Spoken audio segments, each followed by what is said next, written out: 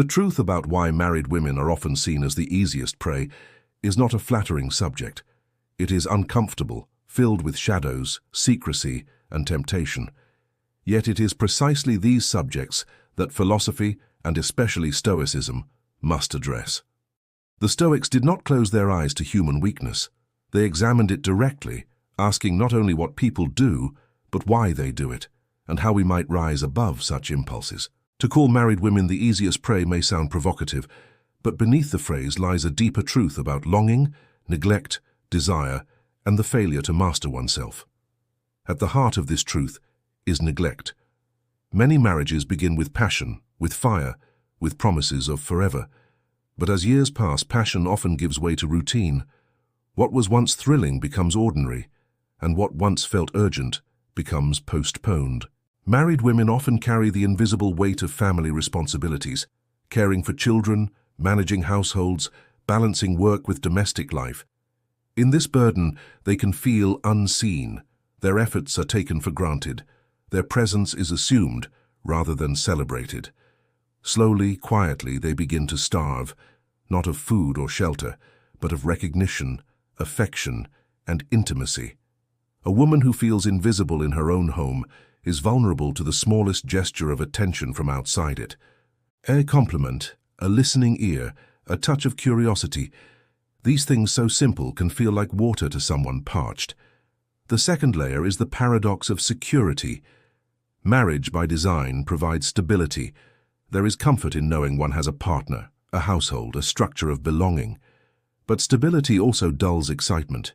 Predictability, though safe, can suffocate passion. The man she married becomes a figure of routine, and routine rarely ignites desire. What she craves is not merely safety, but aliveness. The Stoics understood this paradox well. Human beings tire of the predictable. We long for novelty, for something that awakens us from repetition. Married women, confined in the cage of monotony, can find the forbidden especially alluring. What is risky feels alive. What is hidden feels meaningful. This is why the attention of another man can burn brighter than the love of a husband who no longer stokes the flame. Another truth lies in the social cloak of marriage. A married woman carries the shield of respectability. She is seen as trustworthy, as committed, as beyond suspicion. This creates a psychological cover that single women do not possess. Her interactions with men are less likely to raise eyebrows, less likely to be questioned by friends or family.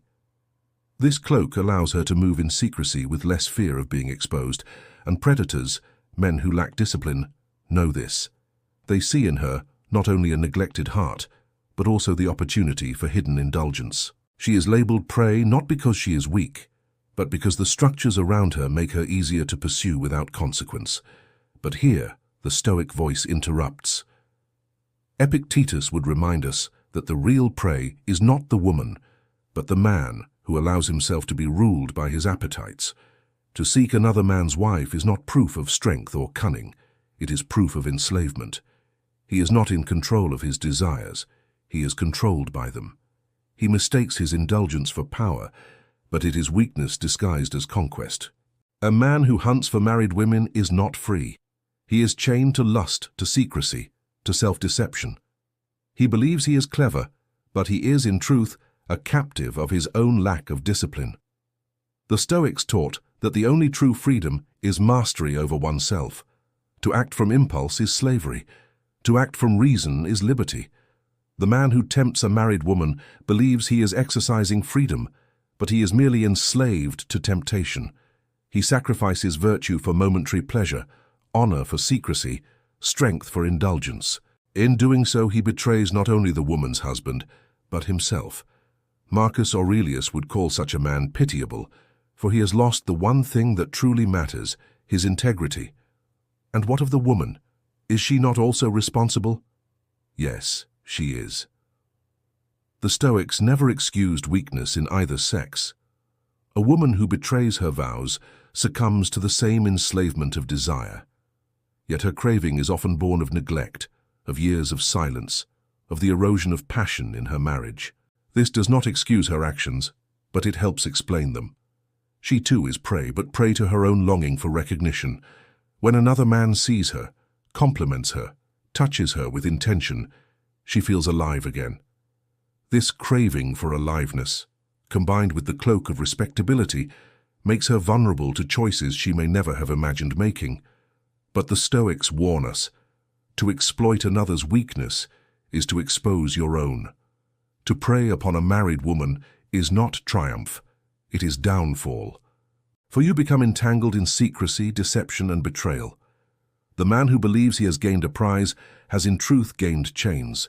He must lie, he must hide, he must look over his shoulder. He has not gained intimacy, only entanglement.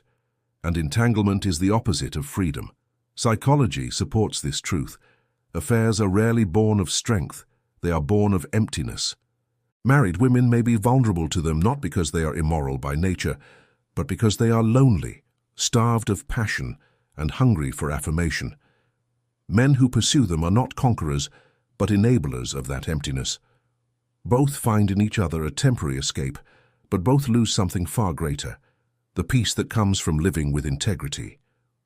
The Stoic would ask, what kind of man are you if you seek what belongs to another? Are you so weak that you cannot master your own desire? Are you so blind that you mistake indulgence for fulfillment? True strength is not in taking, but in resisting. True courage is not in secrecy, but in honesty. True passion is not in betrayal, but in building something real. To prey upon the married is to choose the path of least resistance, the easy road, but the road that erodes your soul. Yes, married women may appear the easiest prey, but to fall into that trap is to reveal your own weakness. The Stoic path is different.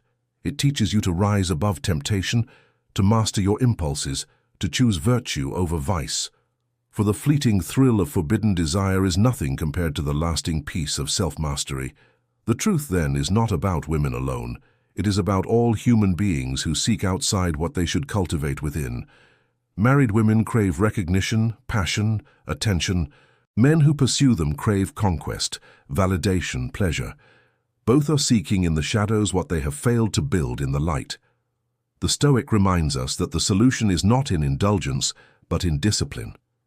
If you are married, rekindle your own flame. If you are single, build your relationships on honesty. If you are tempted, master your desire rather than letting it master you. Marcus Aurelius wrote, "The happiness of your life depends upon the quality of your thoughts. If your thoughts are polluted with secrecy, betrayal, and lust, your life cannot be happy. Even if you taste temporary pleasure, it will be bitter in the end. But if your thoughts are disciplined, virtuous, and honest, your life will be rich, even without forbidden indulgences. So let the truth be clear. Married women may sometimes be the easiest prey because of neglect, loneliness, and the cover of respectability. But the man who makes prey of them is the weakest of hunters, for he betrays not only her vows but his own character. The Stoic way is not to exploit weakness, but to strengthen virtue. It is to rise above temptation, to master desire, and to live in such a way that your conscience remains light. For the truth is simple.